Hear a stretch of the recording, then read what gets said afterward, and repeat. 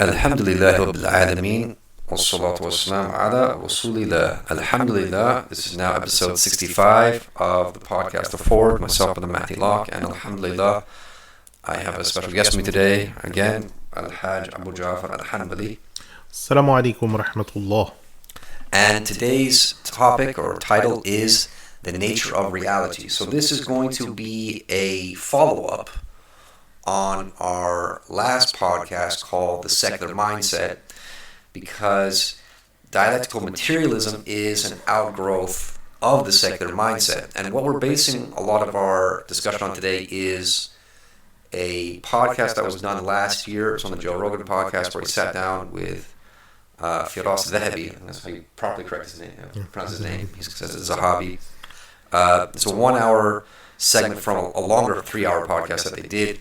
It was called Joe Rogan and Firas Zahabi Discuss Scientific Truth. I think it's about a year old. It has approaching half a million hits. About 400 something thousand. And we want to go over some of the points that were raised there. And so I'd recommend, if you haven't listened to it, maybe listen to that first before you listen to our podcast. And you also might want to have a look at an article on my blog that I've linked below, called The Scientific Method, according to Muslims, of Researching the Truth, according to Muslim ulama, which is chapter 1 of Imam Abu's book, Rahimahullah, Kubra al-Kiniyat al-Kawni, the Greatest Universal Sureties. That is there. Is there anything else you'd like to add, Al-Hajj? No, I think that's clear now. Okay. So, the first thing we want to get into is we have to define terms. So we want to talk about what is ilm and what is Marifah. How do we define them, and what is the difference between the two? Okay. Alhamdulillah, salatu wa rasulillah. Normally when we discuss ilm often gets put with the English word knowledge. And what's happened is, in the process of ilm being put with the English word knowledge, when people will read a hadith, like the one from Imam Suyuti's collection, طلب العلم فريضة على كل مسلم, seeking knowledge is compulsory on each and every single Muslim. When they read that, they'll understand that that means all knowledge. So in the course of that, someone will say, okay, well, if seeking knowledge is compulsory on every Muslim, what about going to university, studying biology, becoming a clerk typist, all these other things? They'll say this is part of the compulsory knowledge, and if Muslims could just get more knowledge, then we could go forward, we could move forward, we could become transcendent and dominant as we were before and lead the world in science and so on and so forth. However, that's actually not the original and the correct definition of ilm in that sense. When we discuss the word ilm, when we use the word ilm in the revealed law, and ilm is in reference to knowledge that comes from the science of the revealed law. So when you speak to people, or you speak of people such as Najmuddin al-Maqdisi, rahimahullah, who died 689, and others, they say that ilm is in reference to the sciences of the revealed law. And so it represents the direct knowledge, revelatory information that is used, that can be actuated in our real world. This is the sense of ilm. If we talk about trades or things like that, trades branch off from ilm. Things will happen with ilm in which there will be things that branch off from it. Now, I want to run into this a little bit more. If you look at the beginning, when scholars were going into the science of knowing the qibla for fiqh. So fiqh is one of the ulum of the revealed law, and you needed to know where the qibla was, its location. So you would use the stars, examining them, knowing where they were, their placement at night when certain constellations appear, and so forth. This is part of this ilm. Now later on, a branch of scholars came out of that began to study the stars after that science was already heavily developed. They then created a sub-science within that for the purpose of no reason but studying the stars, their relation to this planet and themselves. Out of that came astronomy for us. So astronomy became a Fann that came out of the original Usul, which was the original purpose for why these things were being studied. Right. So when we discuss ilm, we can't discuss ilm without also discussing the Usul, and from the Usul comes the Fann. Okay, so in that same vein, could we then say the same thing, for example, about we have al-Fara'id, for example, Yes. which is a revelatory science. Yes. That's one of the al-Shar'iyya, which is knowledge of inheritance, how to divide inheritance, and then from that you might get a science, or not science, but we call it a Fann, like algebra, calculus, all these other things, because now that particular science has been enriched to such a degree to where now you have subtopics that grow out of that. So now we're no longer studying algebra just for the purpose of fleshing out the details of inheritance. Now we're studying algebra for its own sake, to deal with other matters that it might be connected to, or theoretical algebra or theoretical calculus. So now we're studying it for its own sake. So it becomes a Fann, a sub-science, a softer science out of that. So what we're having here, so I guess just jump to the point here, is that what we see now, like out here in the Anglosphere in the West, is that what they're calling ulum, they're calling it sciences, are actually funun. They're actually what you might call disciplines or disciplines or professions, academic fields, academic endeavors, fields. Those type of things. Now, in the process of doing that, which is something that's really weird that happened, as the funun became enriched, the very people that, because again, scholars did not found their funun, because at the time, when their usul were founded through their ecclesiastical authorities and things like that, they had their scholars, Lancelot and others, that specialized in their usul. As for their funun, that was an entirely different body of people. So Charles Darwin, who started going into the earth sciences, the funun of those, he wasn't a scholar. He wasn't a specialist or any of those things. So when he started going into the funun became divorced from the usul. And they turned around reactionarily and denied the usul. Now that we've enriched the funun, we don't need God now. We don't need this. We don't need that. So to imagine how, say, the science of inheritance and all the more pithy details that go into that and the more expanded areas that we need to understand for properly giving families their rights when a loved one dies, then imagine someone studying algebra and saying, well, what do we need inheritance for? Let's get rid of it. Let's throw it out. It doesn't make any sense. But that's exactly what happened. And it's because laymen were the masters of their funun and not scholars, which is a completely different. So the fruit that gave birth to what we call Western civilization was completely different to the fruit that gave birth to Muslim civilization. Yeah, because in our situation, when we're looking at our ulama, the ones who specialized in things, whether it was medicine or astronomy or mathematics, they have a strong background, or primarily there are ulama in fiqh. Yeah, they started with that. Theology. And so forth. They started with that because, and then they brought about these funun in the process of laying down these principles of usul. So they brought about these funun as sort of a tributary of that. So it's like the funun feed back into the usul, and everyone understood that because the very people that built the funun were masters of the usul in the first place. Right. So everyone understood that. Which means that what we have now here in the Anglosphere in the West is we've got this sort of, it's like a bastardized version, for want of a better word. It's funun without usul. Yes, yeah, and it's destructive because if you destroy the basis of what makes up what you lean on, then you have nothing. And because you have nothing to base anything off of, there's constantly this rebuilding process. This destruction and rebuilding, this destruction and rebuilding, this destruction and rebuilding. And then you'll come to a point to where you'll destroy so much where you can't build anymore. And that's where now we find these societies that they've gone as far back as they could into this critical analysis of their society. They've reached a point where we can't build from anything anymore. We've destroyed everything to such a degree. There's now no coming back. You've reached a point to where you cannot go back to, say, the 50s. Or the 30s or the 20s or whatever you might have looked at as, okay, this is an orderly, conservative, well-based society. You can't go back to that now because you've destroyed too much. You've destroyed too much, you've thrown out too much, and you've gone through this period of sort of destroying things and rebuilding, so you can no longer go back. Yeah. I mean, as a side topic, I mean, you just reminded me of how, I mean, now you have a situation, what's happening to a great deal in the Anglosphere now. I've seen this in the US and the UK, where today they're sort of their own like updated morals and so on and so forth. Yeah. And then they're transplanting them backwards and saying, oh, well, we can't recognize this person, historical figure, anymore because so-and-so was racist. Yeah, they're redacting them. So-and-so was anti-this, anti-that. They didn't have progressive values. Yeah. So then what happens is you stop studying people in their historical context and stop analyzing them, and instead you start saying, well, based upon what we know now, we no longer accept them as a viable model to study. It doesn't mean you have to agree with them, but as a viable model to study.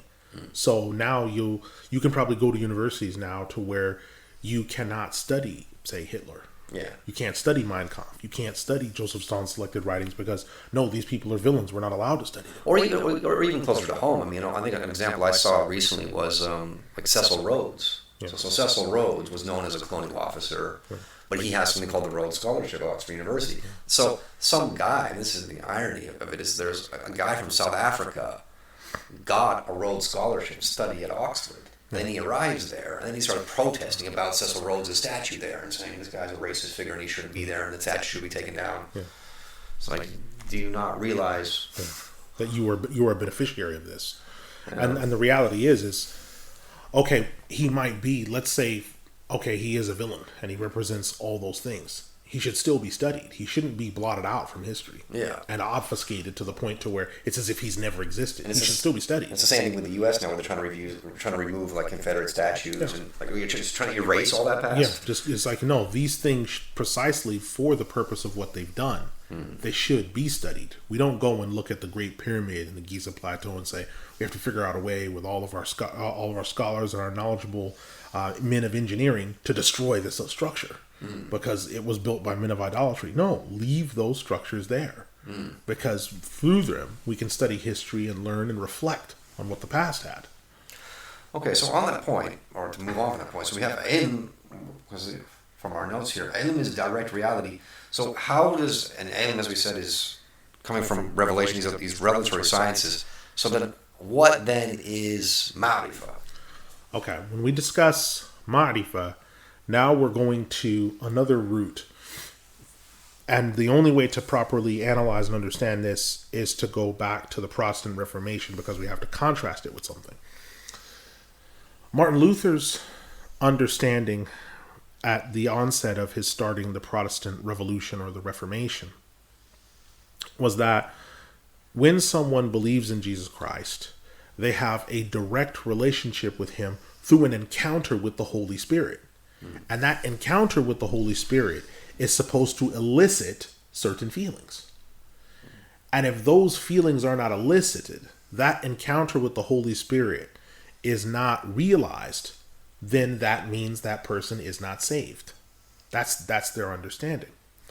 Now, for the Muslim, Marifah means the direct knowledge of Allah subhanahu wa ta'ala, affirming and having clear knowledge of his wujud, his existence, the signs he's left in creation, and then having that direct knowing of his presence. Now, knowing of his presence, perceiving of his presence, is not through any of the five senses: hearing, seeing, touch, taste, right? It's smell. It's not through any of those senses. It is something that is outside of that.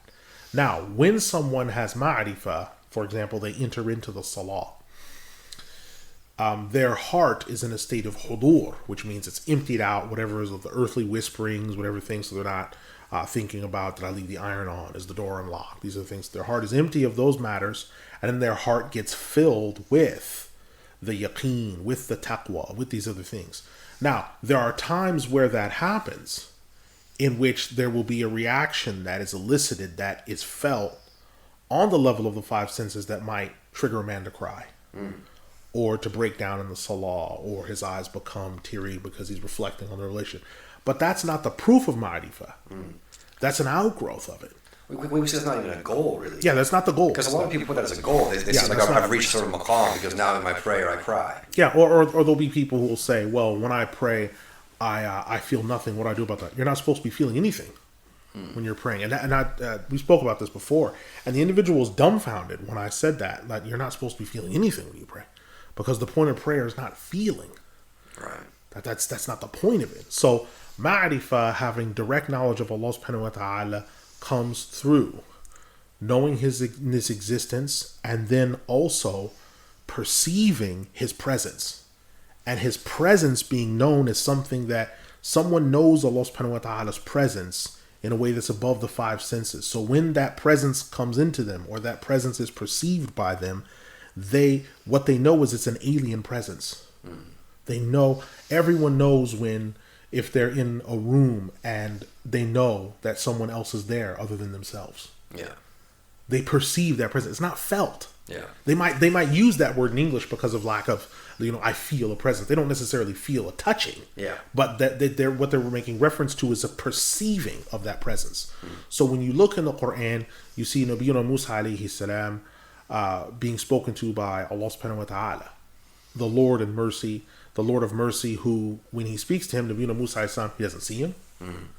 He hears the speech, but before that happens, he perceives the presence. The Rasul alayhi salatu wasalam perceives the presence, right, and receives the revelation, right? So he's not feeling, and that's the other things are tributaries of that. They're things that come out of that. So Islam is not a feeling. So when someone, whether they're making dua or worship, if they might have a feeling in which they are overwhelmed and they weep and so on, that's fine. But they shouldn't assume that if they've never had that, or if they indeed never have it, that somehow means they don't know Allah, they don't really believe, that's not true. Yeah. That's not true. And also, people should be careful of the fact that you will have people who will use crying or fake crying to sort of to hustle people. Yes, and especially if you use things like music, which some people see as a necessary part of certain parts of worship for some groups, they'll use music. And as you know, music can elicit even false emotions. Yeah. Or they will use things such as repetitious statements. They'll repeat certain statements, or they'll use trigger words to elicit certain things. They'll find out personal things about someone, and they will attempt to use those personal things to elicit this reaction that will then create a feeling in this person that makes them say, oh, I've realized the goal of my worship, when in actuality he's using the death of your mother or these other things as a means to control you and use you. And then when you're around him, he gives you these impacts and you feel, oh, I have these openings. Yeah. Or in certain gatherings where people are doing what they insist is dhikr, and they're moving their head from the right to the left violently, not realizing, or back and forth, not realizing that there are nerve endings in the shoulders along here.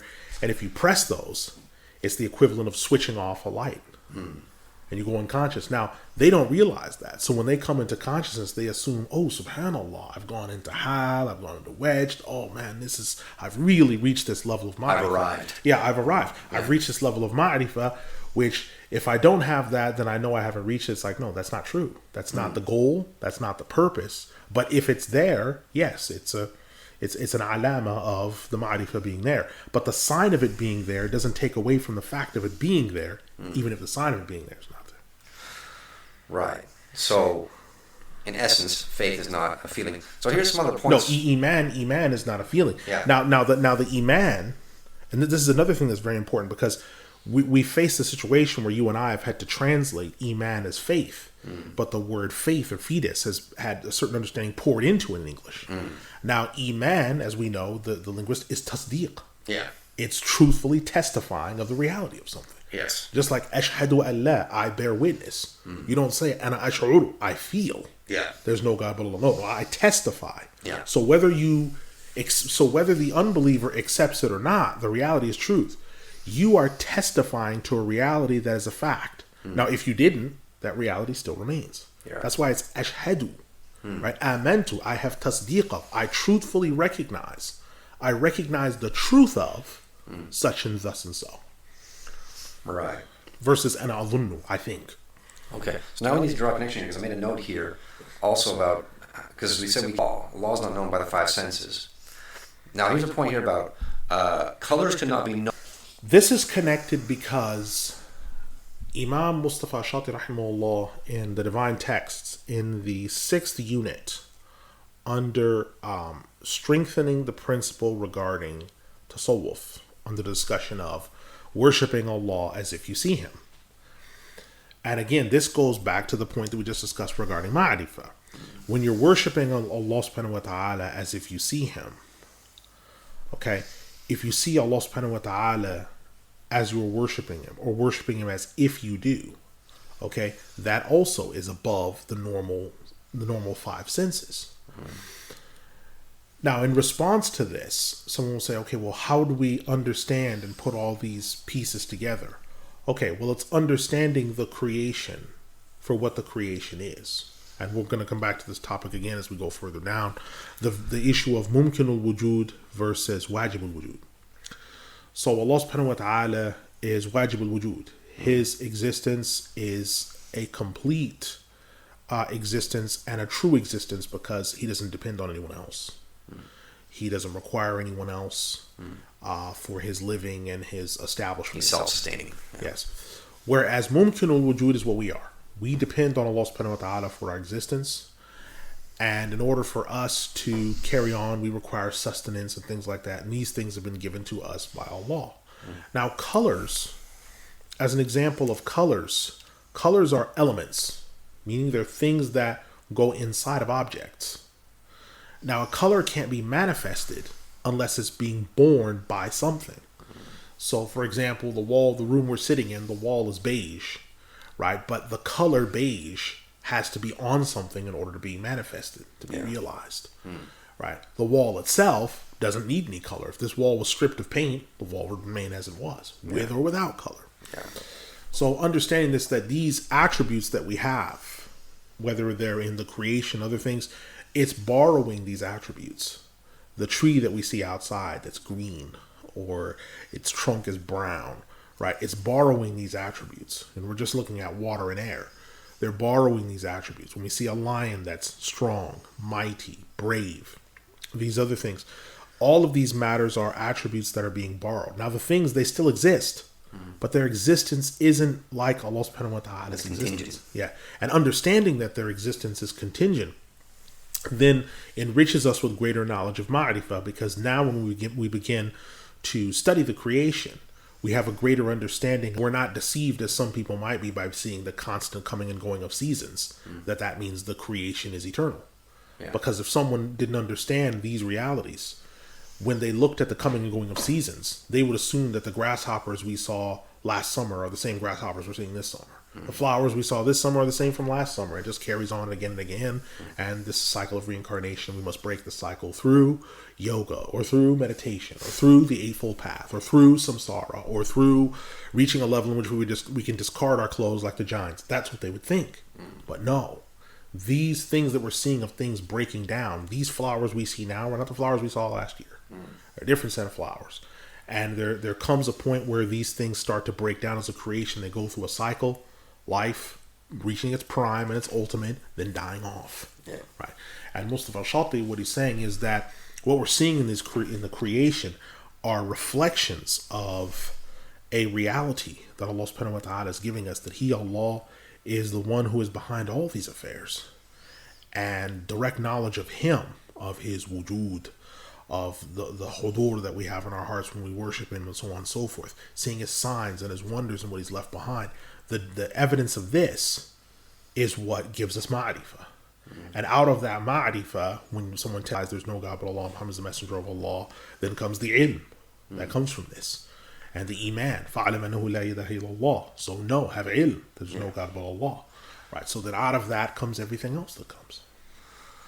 Okay. Now, just because I remember also in that podcast between Firas Dahabi and Joe Rogan, because they actually talked about triangles, and Firas actually asked him, says, can you think of a triangle with no color? Yeah. And he gave a funny answer. He said, well, it could be clear. Well, what color is clear? Yeah, what is clear? Because if he said, because Joe Rogan said, well, if the curtain had no color, we could still cut out a triangle of a shape, and the triangle would be transparent or clear. What's transparent? Because you're comparing that against something else. Exactly. Because around it will be purple, but it'll be the color of the wall or whatever is behind it. Whatever was behind it. So it's like, you can't manifest colors without colors being on something to manifest them. So colors are an element. Okay. So on this note, I just want to ask you a question here about the theory of uncertainty. Right. This is something that Imam Abu actually brought up. Yes, a long time ago, and Imam Mustafa Shatti makes references again under the sixth unit in the divine texts. He makes passing reference to it. In the course, this later went into his Maqalat al-Islamiyyin, and it's in a couple of other books where he's made the same statement. Now, someone would say, well, okay, why is that significant? Because that actually wasn't part of his argument with the Mu'tazili. It was sort of a side piece. Well, the theory of uncertainty, which was there is no way at any given time to account for the location of a given electron, which is the belief of that an atom can be in more than one place at a time, right? So you can have an atom that might be in two places at the same time because of extreme movement or whatever. And in there, you have scientists discussing and arguing this principle of teleportation, or atoms being in one place, going the speed of light, or how fast can you go, or breaking things down, and all these other things. So it's like we were having these discussions, 1,300 years back, because we'd already understood Marifah, we'd understood ilm, and the sciences that undergirded all this, we'd already understood all this. So now we were able to move on and look at the world around us, because the first order of business is to know who made the world, and then to understand the condition of the world, and that there are consequences for our actions in which we're going to lead us to a cosmic day of resurrection. Now, once you've understood that, and you've realized that, and you've processed that, and then the obligatory matters that you need to know and to carry out you have, now you begin to do what? You begin to look at the world around you and understand how it works. And it's from out of that we had our scientific revolution, because now because we know why it's here. Yeah. So now we start looking into, how is it here? How does it function? How does it work? And how can we reach other locations and other places? So now we start to talk about hows, because we know the whys. And then how can we benefit from this creation? How can we utilize it? How can we exploit it to our own advantage? That's and so forth? Not in a negative way, obviously. Yeah. So that's basically part one. Now for part two, we want to get into science. Did we look into this before, the meaning of science in the English language? I don't think so. Normally, from what I've seen in textbooks by Frank Press or Seaver and others, is that science is coming to conclusions about the observable world based upon testing and analysis. Yeah. Demonstrable evidence, yes. so to speak. Now you go through these phases where, first of all, you're observing the occurrence, and then you posit a theory. Then you go from there to the hypothesis. And after vigorous testing, you may be able to establish it as a working theory. So you're trying to understand... Or they might call it a law. Yeah, a law or a working theory, right? So you go through the process of observing the thing happening. Then once you've gone through that, you say, okay, well, this water is dripping here because of this issue, of this reason. Then you, after that, go through rigorous testing. And the rigorous testing is supposed to establish, can I repeat what is happening here? Yeah. If it's repetitive, and if you're capable of reproducing it over and over and over again, then you can explain how it's happening. Yeah. If you can explain how it's happening, then you could establish it being a fact or not, and all these other types of things. Yeah. So this is what I got into, because in the discussion between Joe Rogan and Firas Zahabi, this is the point that Firas made over and over and over again, which I think Joe Rogan struggled to get, which is that it's these what we call quote unquote laws of science aren't simply patterns and regularities, and it's all based on the belief that the future will behave like the past. So the examples he gives, for example, is he'd say, if I take object X and throw it in the sky, what's going to happen? Like you don't know. Because you don't know what this object is. If I tell you it's a coin, then you might say, okay, it'll drop down. How do you know it's going to drop down? Is that, did you deduce that logically? Or is it because of past experience that you have of the coin? You know that old coins have a weight, or they'll be dropped down to the earth and so forth. If I say it's a feather, throw a feather into the air, throw a bird into the air. Yeah. But all these predictions of what's going to happen are all past. And it's experiential knowledge. And that experiential knowledge will often belong to acquired knowledge. Yeah. And so then you start using acquired knowledge to examine the world around you, when in actuality, sometimes your acquired knowledge will not lead you to the best result. Yeah. Or sometimes the acquired knowledge, when you use that acquired knowledge and the experiment that you're doing or the thing that you're examining acts other than the acquired knowledge that you have. Some people, rather than rewrite their understanding that they've gathered of acquired knowledge, will still try to fit that thing into acquired knowledge. Or present it, try to present it as direct knowledge. Yeah, and then it becomes dangerous. Yeah. So here in our notes, we've got, laws, then into some of the laws are based on patterns and regularities. So this is, again, we were saying before, this is the Fann without the Usul model. And Firas brings up people like Descartes. It doesn't mention Chung Chou. It mentions Descartes. Descartes has to think of the cogito, where he says, I think, therefore I am. What am I? And then he has problems because, again, he realizes, Descartes, he gets as far as realizing that the senses, your five senses, lie to you. Yes. Right? So if you're going to be confine yourself to that absolute materialist worldview, you can realize, wait a second, if I look at a straw in a glass of water, it looks crooked, but it's actually straight. Yeah. If I look at the sun, and my eyes will tell me, oh, the sun goes around the earth. Yeah. But that's not really the case, and so on and so forth. So, could you expand on that, please, and tell us more about what Chung Chou said? Okay. So, Chung Chou and René Descartes reached a pretty much identical principle, except that Chung Chou followed the logic to its end faster than René Descartes. Well, when did he live? Chung Chou is coming a few centuries before René Descartes. Okay. So he's centuries before. Now, Chung Chou's discussion was, I was one night sleeping, and in my dream, I imagined myself as a butterfly. And I was going from flower to flower, enjoying life, and sampling of the vast colors around me. Until a time came that I woke. And I was relieved because I was no longer the butterfly, and I was now Chung Chou again. Because in the dream he was an animal, his movements obviously restricted, he can only fly, he can't speak, doesn't have the tools of communication. He said, after some time though, of being relieved, I was then filled with a great panic. Was it the case that had the dream that I was the butterfly and awoke suddenly? Or am I the butterfly that's having a dream that he is Chung Chou? And I'm sleeping at that moment. Okay.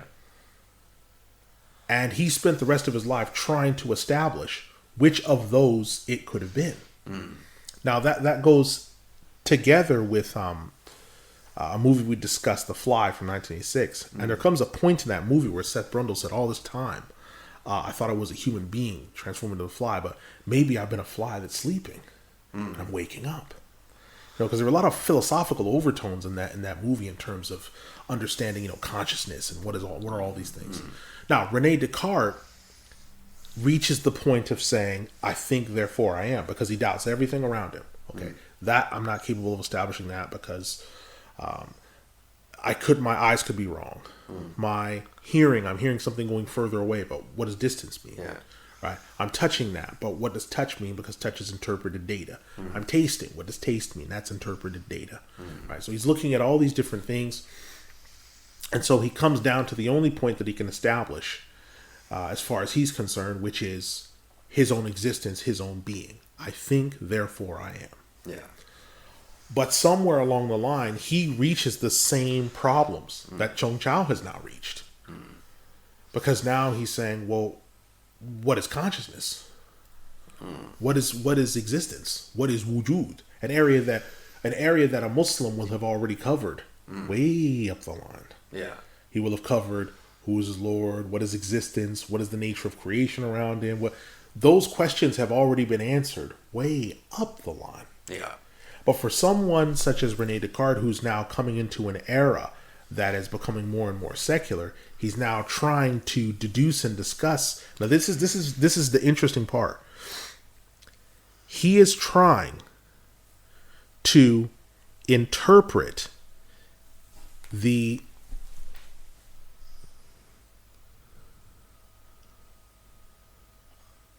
this is a bad sign.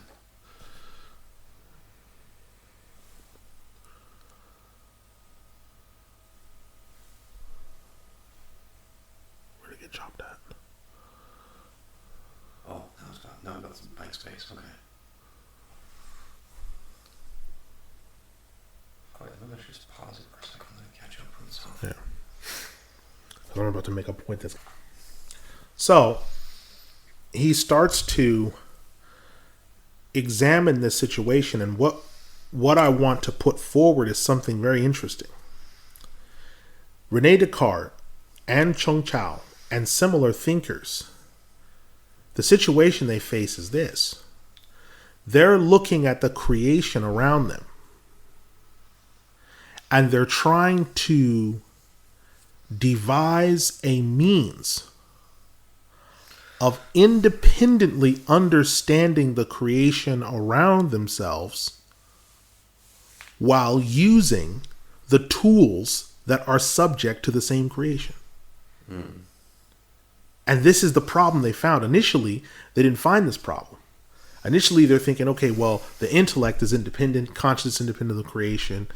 But then they realize we are using the same things that are we're trying to interpret data around us, but the same tools that we're using to interpret are subject to the same things, and they realize there's no way to resolve that because they don't believe in a form of absolute. Whereas if you have something like revelation is dealing direct, it's independent of that. Yeah, it's not subject. So one thing you can show respect for Descartes and Chung Chou in is the point in which I'm using data that's subject to the creation to try to interpret creation. Yeah. Just as much as the geologist will reach the point where he realizes, wait a minute, I don't have the original rocks from the Earth's founding. So I'm using rocks that are in front of me right now that have radiation on them from the Earth, from inside the Earth, from space, erosion and weathering on them. I'm using those rocks to come to a date about how old the rocks previous to them that didn't have this, how old they must be. Yeah, we're going to talk about carbon dating because he has to talk about how, and you have to take those rocks and then put them into a separate atmosphere under controlled conditions. Yes. And then you make decisions on that. You make decisions on what you've seen in those controlled conditions, on what's going on in the outside world, in erosion and rain, sleet, and all these other things. And now the wisest and most intelligent of men are very quick to admit that is the case. Yeah. We know this is the case. Intellectually honest. Yeah, because people like Frank Press or Randy Seaver, people like this, they're the quickest to say, we do understand. Raymond Seaver, we understand that this has happened. Yeah. But unfortunately, in order to accurately examine the world around us, these are the only tools that we've been given. Yeah. So these are the tools that we're using to interpret the world around us. Yeah. So what we have to get here is, move on to the next point, I'll get it all connected and we're not completely detaching ourselves, is, so Europeans only have hypotheses and narratives. Again, it's the belief that the future will behave like the past, but they never reach the core of the matter. They always overturn past theories. So, and I remember like Imam Abu makes this point in The Greatest Universal Sureties, where he says, the Westerners, they like to claim that science is this exact, precise thing. But the great minds of every age, they never agree. Philosophers that mean they're the same point. It's like Plato and Aristotle, they don't agree. Yeah. Darwin and Lamarck don't agree. Yeah. So, and not even through to today's age, right? Like Jordan Peterson, Sam Hare, they don't agree. Yeah. So if everything's meant to be so clear cut and everyone it's so obvious and patently objectively true, it's empirically established to where anyone can get this information. Why are there these massive disagreements? That's what we talked about. You gave me this term, societal catastrophism. That's why they're constantly making things up. So it's like, okay, now we say ignore the cries of the child. Then a few decades later they'll say pamper your child. So they're constantly trying new things. Yeah. And as we mentioned before, we're discussing part one, we have this constantly changing morality. Yes. It's like, what's going on here? Now this thing was taboo 30 years ago. Now it's totally acceptable. Now if you don't accept this taboo thing, you're the bigot. Yeah. You're the xenophobe, whatever it is. Yeah. So where is the? It's like I think Allah said in the Quran, what are you actually using to judge here? Yeah. What is the basis of your society? Because we're not talking about things such as if someone said, well, our previous position on igneous rock and obsidian was this, but now based upon data we've come to this conclusion. No, we're not talking about individual matters that are plenary issues. These are like foundational issues that they're changing every few decades. Your foundation should be stable. Yeah. We're gonna come and relay your foundation. We gotta move your house. Every year your house gets moved in the foundation. No. Your foundation settles, it moves, it doesn't go through things. It might need to be filled with a little bit more cement. You might have termites, you might have other things. But that foundation that's been laid is supposed to stay for the duration of the life of your house. Yeah. That's what it's there for. And that's why I did write that article a few years ago called the importance of objective standards, because that's what it does. You remove all objective standards, and then it's like, now we don't know. How do we determine whether someone is a man or a woman? Yes. How do we determine whether someone is European or African? Yeah, because we're not being allowed to use genitals as a clear marker. Yeah. No, you can't use genitalia. That proves nothing. Genitalia prove nothing? No. Prove nothing. We got to go by feelings now. Yeah. We got to go, and that breaks everything down. Or this thing they've had in America for a while between conservatives and liberals over a living constitution. Yeah. It's a living constitution, so it can just be interpreted any way you want it to go. The economist Walter E. Williams, he said, okay, would you like to play poker with me? I'll make the rules living. Yeah. Right? No, you wouldn't, because objective standards actually give you comfort and security. You know how to proceed in the world. You know how you're going to be judged. And that problem now of the absence of objective standards, again, this is a bit of a side topic, but again, as I said in the article, that has now trickled into religion, trickled into Islam, and now we don't have objective standards as to what a Muslim is anymore. Yes. Right? So now you have organizations. Now you have organizations like Muslims for Progressive Values. Now, at least they're honest, and they say on their website, they say we accept as Muslim anyone that identifies as such. Sure. Right? At least they're being honest. Yeah. But then again, you look at how some of these spokesmen for Islam of the West carry on, and when they have their panels and their conferences and so forth, and they bring anyone up on stage to share a platform with them, perennialists, Salafis, whoever it is, and it's like, wait a second, are you basically accepting anyone as Muslim who identifies as such? Because that's pretty much what it looks like. Yeah, and it becomes a situation because someone will say, well, it doesn't matter what actions of major kufr or major shirk I commit, as long as I say that I'm a Muslim, it is thus. Yeah. So then we start saying, well, wait a minute, hold on. Who makes the decision on who's Muslim? To which the one that believes in Allah subhanahu wa ta'ala, even if they're lukewarm, will say, well, it's Allah that decides who's Muslim. Okay. Now that we know that it's Allah who decides who's Muslim, has he left behind a blueprint that tells us when you see these signs, we know what a Muslim is? What a Muslim isn't? Yeah, well, he must have. Okay, well, if he must have these things reached us? Okay, well, they would have had to. Okay, so if we use that blueprint and someone is missing those things in the blueprint, can we therefore conclude that, well, this person doesn't have the things in the blueprint, they therefore must not be Muslim? No. Wait, hold on. We can't use the blueprint? No. Yeah. And then we're reset back to the beginning of the discussion again. Yeah. We've gotten nowhere. And this is the problem. But again, as we're going to see in this discussion, again, this probably is all coming about as a result of the 15 years of schooling and so on and so forth. That's it. Because they will have gone in there. They've gone through that whole schooling. They thought, I've made it through. I'm just fine. Nothing's wrong with me. Comes out of the other side. And now he's like, okay, well, now I'm going to study Islam. It's like, wait a minute. You've been polluted for a lot of this time. Yeah. You actually need to be debriefed and deprogrammed. No, I'm fine. I've been to whole public school and I turned out fine. You think? Yeah. And then you start actually asking them questions and, knowledge of things like Marifah and ilm, and they don't know. And they start subjecting Islam to the same things that, say, Protestantism was subjected to. And they start using, and sometimes you'll hear, and they're arguing, realize that they're quoting like the Institutes. And like, oh my God, they're quoting the first volume of the Institutes. That's not possible, Abu Jafar. Well, yes, it is. Because what the point of these these schooling institutions is to take these huge ideas and then to shrink them down into bite-sized pieces. We don't need you to remember the names or the books they came from. We need you to just digest the idea. Yeah. And so that goes into the bloodstream, the spiritual bloodstream, if you will. And they come out with that. So, and this is why with their paradigm they keep destroying. This is why Thomas Kuhn, he has that book called The History of Scientific Revolutions.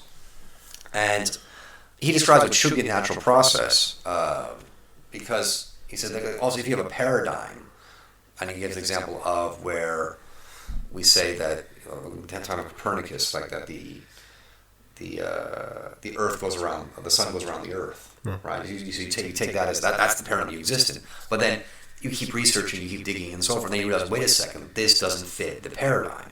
And then it's like, okay, now what do we do at this point? Do we say this is an anomaly within the paradigm, or does this mean we have to have a new paradigm? Yeah. Right? This is what they call the paradigm shift. We have to change our position. We have to change everything around and say, no, wait a second, it's not geocentric, it's actually heliocentric, it's actually a sun-centered solar system or universe, and then we have to go down that line. So this is, again, a very common thing in the West, the paradigm shift. And that again, that should tell Muslims about how the West and the Anglosphere, how their scientific method works, because it's constantly changing. They have to change the paradigm, they have to research, they have to study, and then they have to stick through it. And when I started reading up on this, I started doing some research on Thomas Kuhn, the history of scientific revolutions. And one of the things people try to do is when they talk about it, these Westerners, Anglosphere people, these quote-unquote scientists, is they say, oh, it's a brilliant theory, what Thomas Kuhn's identified and so forth. But remember, the theory of evolution has survived this. Like, no. No, it hasn't. And one of the best examples of this was Charles Darwin said, in the course of my studies, this is what I have reached in the origin of species. He said, if in a century... we have, if within a century of my writing this, we have been unable to find the transitional forms and the things that I've set out in this work that we should be able to find, then this theory will need to be, he said, it will need to be discarded, and we will need to begin again. SubhanAllah. Now here comes the really interesting part. They find that what they were supposed to find, according to Darwin's on the origin of species, they don't find it exactly as he laid it out. And they find an anomaly regarding the eye of animals and the human eye. Well, Darwin himself admitted that. He said he had no idea where the eye came from. Yeah, and he said it made him sick at times to think about it. Yeah. Now, when they realized this and thought, well, wait a minute, because we're redacting these huge amounts on animals and humans, billions of years, millions of years, if you have your eye without a lens, you can't see. If you have the cone, you have the cones in your eyes, which enable you to interpret data around you. You have the cones, but not the stems. Can't see. So that means you have to have an eye perfectly working, because the whole point of the evolutionary principles are that you're picking up these beneficial characteristics to enable survival of the fittest. Yeah. And having a non-functioning eye is just a piece of flesh that doesn't function. That's not a beneficial characteristic. Yeah. So it can't be passed on. So then what happened? They brought out the doctrine of punctuated equilibrium. Yeah. Which is where there would be these sudden huge jumps where an animal would attain a beneficial characteristic, this sudden jump, and then it would carry forward. Yeah. So in one of the textbooks they showed us, I think it was called Life Through the Ages or something along that line. It showed a picture of a killer whale. And you can see the shoreline. And the next picture shows the killer whale taking a few steps and then dying. Yeah. Right? And then the next frame shows the killer whale like taking 10 steps. Like you could follow like the watermarks. It's 10 steps, and then he's got fur. Right? And then his pelvis changes and all these other things happening. Right? That's punctuated equilibrium. Yeah. Because you can't have it doing that for billions of years, because it's not passing on beneficial traits. It's not a beneficial trait to be in the ocean with fur for a billion years and not passing on those traits. So the way to get around that was to bring in the principle of punctuated equilibrium. Yeah, and this is what, again, I recommend readers, I'll link this below, Imam Abu's chapter in his book about evolution, and he actually shows how they had to change the paradigm several times, because you have Darwinism, you have neo-Darwinism, and so forth. I mean, there was one book I read, I came across that. This was a book written in the 1940s, a woman called Vera Barclay. I actually found it like a secondhand bookshop in Denmark, called Darwin is Not for Children. And she's writing in, I think, could have been 1930s, but I'm pretty sure it's the 1940s. It's an old, like a red hardback book. I wish I could find it. I don't know where it is. But she said in there that, at that time, that the whole theory is just falling apart. In the 1940s, she's writing this. Yeah. It just doesn't add up. It doesn't make any sense. We don't have any evidence for it. And she's saying we shouldn't be teaching this to our kids. Yeah. The book is called Darwin is Not for Children. Yeah. But people, they always try to change it and resuscitate it in some way, shape, or form. And it's like, now you're so far removed from what Darwin himself actually said. Yeah. Where are you actually going with this? Yeah, what remains? Yeah, what remains? And the same thing's penetrated into the area of psychology. Because sometimes they talk about the soul or spirit, then there's a period where they're denying it. And they accept it and say, no, it's not that, it's the id. No, it's not that, it's the superego. Yeah. No, it's not that, it's the intellect. So back and forth on these issues that are fundamentals. Like, these fundamental issues should be resolved. Yeah.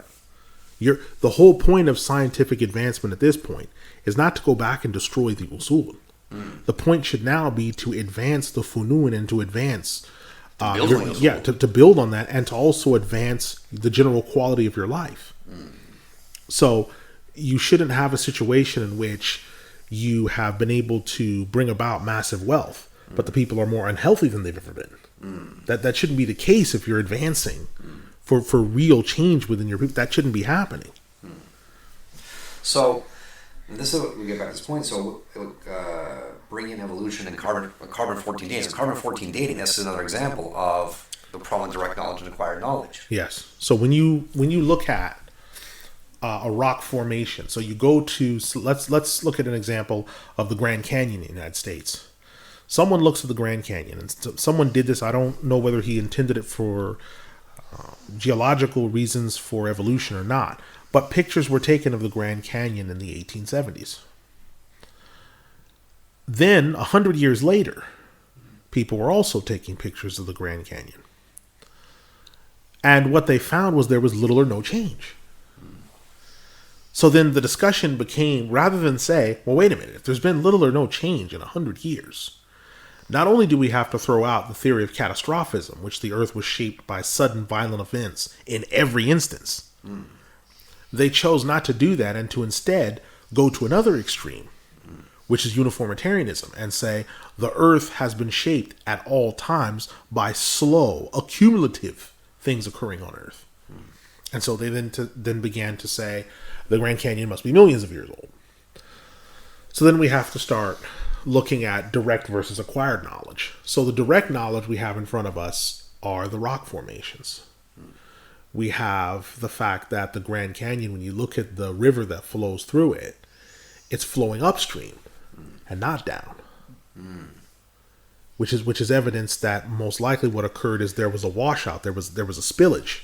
The Grand Canyon was the result of some type of spillage, so it wasn't made by millions and billions of years of time. It was made by a sudden jarring event, and then there was a spill out point.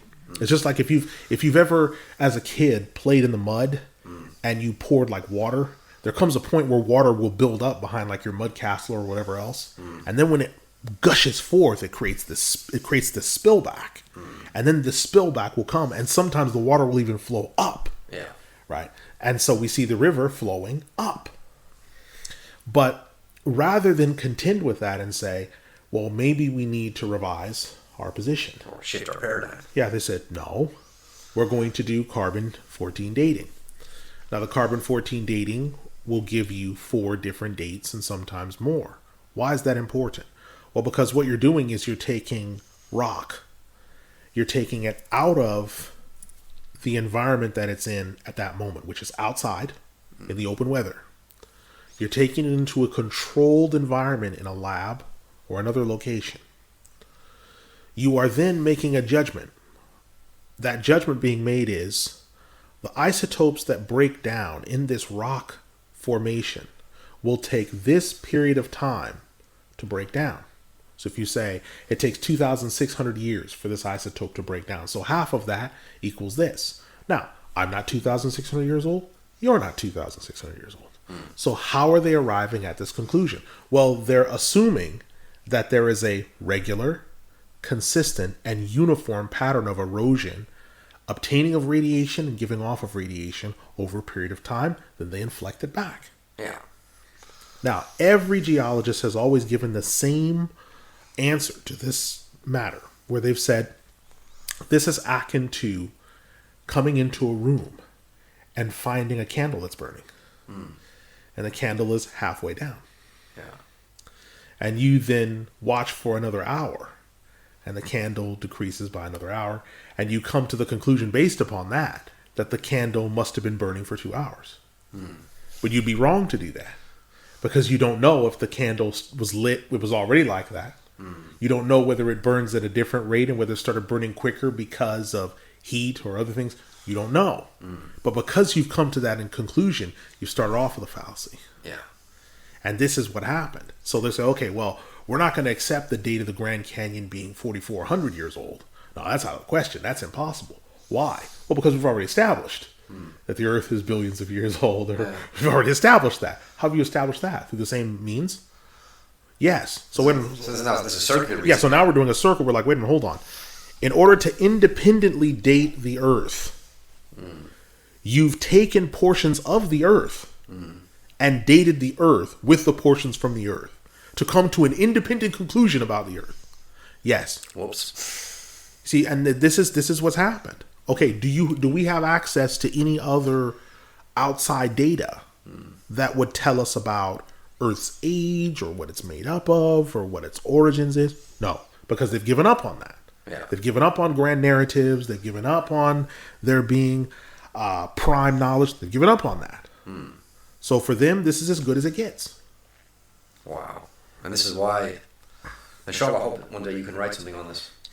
Inshallah, if Allah subhanahu wa ta'ala blesses us with good health and life, we want to go into this in more detail, because this area, theory and geology, this issue with geology, it just, when you actually go out, and I would tell anyone that can do this, if you ever get a chance in your university, if you ever get a chance in your local college, to ask to go on a weekend geology trip and to just go and look at fossil piles, to go and look at feldspar, to go and look at obsidian, to go and look at igneous rock, to go and look at sandstone, mudstone, to just go and look at it and take it back and look at it yourself and begin to ask questions to the professor about dating methods and principles. If you ever get the opportunity to go on what's called, sometimes I don't know what they call them in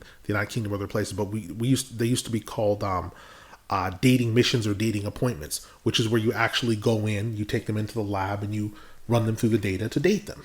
If you ever get a chance to do that, go in and look at how they do the carbon-14 and potassium-argon dating. There's nothing magical to it. It looks like a massive oven. And you're thinking, okay, is this what we're doing?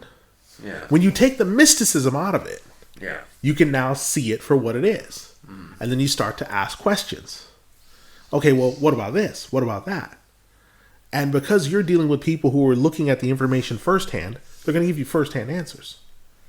It's only when you start trickling down into the colleges and the universities that they give you these doctrinaire, dialectical, materialistic answers of you do this or you're a heretic. Yeah. It was global cool. I think there was a front cover of Time magazine. Yeah. The big freeze that's coming. Yes. And I mean, I've received a bit of flack for pointing this out in the big step. Like, people have sent me messages and giving me comments, and I can't believe you said this and so forth. But I mean, you could start this off, because again, we have principles of knowledge, we have principles of affirming things. Again, this goes back to Imam Abu's chapter 1, which I'll link below. The scientific method for researching truth is you also look at the sources of knowledge. Yes. Because he says either you're seeing something directly through the five senses and you're trying to establish it that way, or it's that knowledge is being transmitted to you. Yes. And therefore you have to do the job of ta'dil of it. Yeah. And you know, we could start off, if you want to talk about global warming, and I compared it, what I did in my books, I compared global warming with, say, the war on terror. And I said, who's promoting this stuff? The media. Yes. Are they the most trustworthy people? What does Allah say? Yeah. Right? If a sinful, untrustworthy person comes to you with news, check it. Yeah. They're promoting it. Politicians are promoting it. I mean, I remember, I wasn't even a Muslim at the time, way back then. When I heard, or maybe I'd just become Muslim, I just figured it out. When I heard, Al Gore talking about global warming, I immediately got suspicious. Yeah. I was like, whoa, wait a second. You were Vice President of the United States. Why is he talking about there isn't, you don't have good intentions. Yeah. Right? You don't have altruistic thoughts about your fellow man. No, you've got some sort of hustle going on. There's some money to be made from this. There's some fame to be made from this. And then, lo and behold, taxes to be levied. Exactly. You look at it, and it's like, someone like Al Gore, when he left office in the year 2001, he was worth $2 million. Now he's worth $500 million. Yeah, something. Yeah, something happened. Something happened. So, and then also with the anthropogenic global warming belief is, again, how does this even match up to our own theology? Right? Where is it in our eschatology? Where does it say that the world's going to come to an end because of rising sea levels? Because of, not recycling your plastic containers. Yeah, and that large coastal areas, whether it's in North America or Europe or they're just going to disappear. Yeah. And where does it say this? Yeah. I mean, there's even one guy. I wouldn't recommend people to look this up because the language is quite foul. There's one guy, Dan Pena. He's a billionaire. I don't think he's in property development, but he's an investor. Yes. And he does. He was interviewed on London Real. Yeah, he's on London Real. So he was very industrious. Very industrious, very hardworking. The guy barely sleeps. He's I'm high on life. He's very, very hardworking. And he was with the guy Brian from London Real, and he was giving some talk or presentation. And some woman stood up and said, "What about climate change?" And she did the whole emotional spiel and so forth. And he just was very blunt with her. He said, "No, you're full of it." Yeah. He didn't say full of it. He said something else. He said, "You're full of it." Yeah. And she got really offended. But he said, "Look, let me just give you an example of Florida. Okay, so Florida, the Florida Keys, and these areas on the Florida Keys on the East Coast, right, on the Atlantic Ocean. Okay, he said there have been massive property developments in that area, going from Miami, Fort Lauderdale, all the way down and then up to Orlando and these places, right? There's massive property developments over in that area for the past 30 years. As a geologist, he took me under his wing, and we would go out to places and tell them, "Hey, you actually shouldn't be building here because this site is sandstone or mudstone, or don't build here." Yeah. Most times they don't, but most of the time they can. Yeah, and what Dan Pena says is, he says, because he reads up on this stuff, he said, you look at all these investment prospectuses that have been made in Florida for the past 30 years. He says not a single, I think he said not 30 years, this is the year 2000, he says not a single one, he used foul language at the time, I won't repeat it, but he said not a single one mentions climate change, not a single one mentions global warming. No one says, "Oh, be careful about this because there might be." No, because why? Because they all know. All these bankers, all these insurers, they all know it's a crock. Yeah, there's not a. And they're putting their money where their mouth is. Yeah, and there's not a super. There's not some super mission that human beings are doing. When you look at human beings and the activities that human beings are doing, you have to put things in perspective. You're looking at a huge planet in terms of Earth, and someone leaving a plastic bottle on the ground or throwing it out of the window of his car is that is going to be the end of the world. Yeah. No, it's more likely, if anything, if we were to interpret anything, the world might cleanse us. Yeah. But we're not going to scrub the world clean. The world might turn and scrub us, if anything. But, and then when you look at the world, you say, well, wait a minute, hold on. 97% of the world's species have been extinct throughout history. Yeah. Most of it's gone. Now, that's before we start talking about human beings. Were human beings responsible for that? Yeah. For that 97%? No. Okay, so understanding these huge explosions in animal appearances of animals and things like that, whether we're looking at, the geologic record and things like this, we we're not looking at human beings are responsible for this. Now, is there anthropogenic climate change? Well, yes, there is anthropogenic climate change because human beings do affect their environment around them. Yeah, you can create heat through a city with lots of human activity. But it tends to be localized. Can it affect other people? Well, it can. But are we talking about the entire planet being impacted to the point of destruction by human beings? Well, no. Not only that, when someone says, well, the Earth's temperature has risen by this much, what thermometer is big enough to stick in the Earth and check its temperature? Yeah. Now, that sounds like a crazy thing to say, but I'm saying it to try to get through to listeners and make them understand there is no thermometer big enough to check the Earth's temperature. Yeah. So then how are they coming to the conclusions on what the Earth's temperature is? What is the Earth's temperature? Well, they're doing that based upon checking the temperatures in certain seas, in the Atlantic and in the Pacific, and they're checking them at certain times of the year. Yeah. And they're not checking them all throughout the ocean. They're going to certain particular points and areas. And sometimes they're fighting the data. This is what James Delingpole talked about in 2009, what they call the Climategate scandal, where it was like high decline, right? Where they're trying to show, because what they try to do is they try to create what's called the hockey stick graph, where it looks like temperatures are stable, and then all of a sudden there's this huge jump. That started in the Industrial Revolution. We started burning coal. It's like, oh God. Yeah, but that's what they say, because they use that argument. They'll say it's the hottest summer on record, or it's the hottest June on record. But record to them, all that goes back to, I think it's like 1879 or 1869. Farmer's Almanac. We're only going like 140 years back. We're not going back to, say, 2,000 years, 4,000 years. And then you have to talk about, okay, why do we have the medieval warm period, right, which is about 1,000 years ago? Why do we have the Little Ice Age about 400 years ago? Because what they try to do is say, you don't believe in climate change? No, the climate changes. Yeah, there's plenty of evidence for that. We believe that. The issue is it anthropogenic? What is the human effect on this? How is it that, say, 1,000 years ago, it was actually warm enough in England to where you could grow grapes and citrus fruits and produce wine? That's why you have streets in London called Vineyard, Vine Street, and so on and so forth. And then 400 years ago, it's freezing cold. No one was flying jumbo jets at that time. No one was flying. No one was burning coal or anything like this.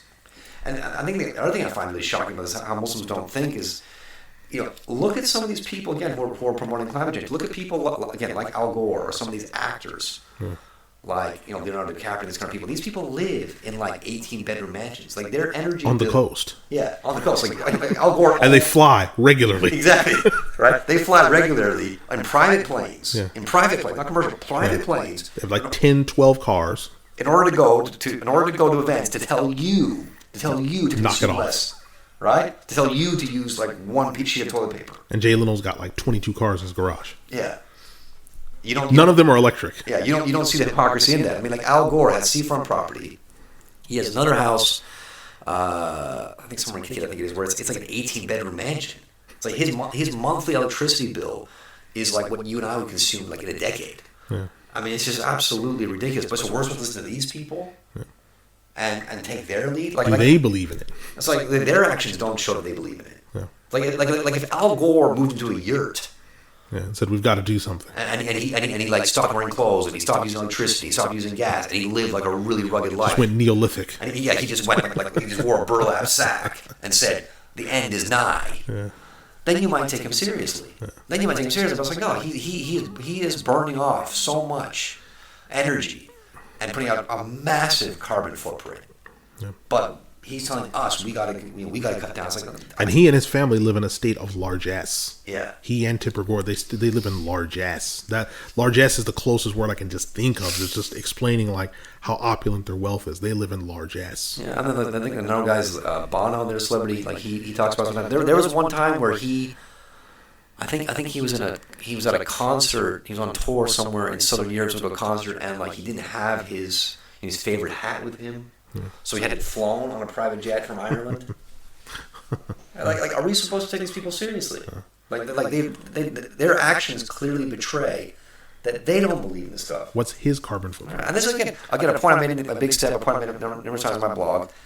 Actions speak louder than words. You have to look at people's actions. Do their actions really show what they believe? What they say they believe? What are their convictions? And it's the same thing. Like people fall to that point where. People get so caught up in rhetoric, because we were having that discussion the other day about like Morsi and Sisi, for example. But you could also have the example where people talk about, the left in the United States. They talk about like Barack Obama and like Hillary Clinton's, and think that they're like pro-Islam, and the current president. The current president's not, and he's just Islamophobe, but those other guys, it's like, no, do you understand? You look at the actual action. Do you know that Barack Obama is the only U.S. president who was at war for every single minute of his presidency? Yeah. He's the only... And he's done more drone strikes than any other president since drones have been used in the United States. Exactly. And if you took it down... He's supposed to be your friend. Yeah, and if you took it, all the bombs he dropped over the course of his presidency, he was dropping a bomb every 20 minutes. Of his presidency. Every 20 minutes he was dropping a bomb. Yeah.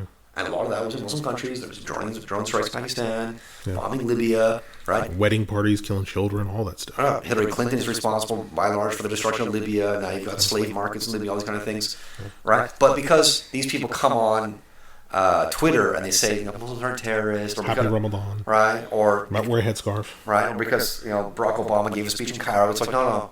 He's pro-Islam. He's a good man. He loves Muslims. Right? People fall for the rhetoric. But, is that a Bible verse? By your actions you should know them. By your deeds you should know them. I mean, there's truth in that.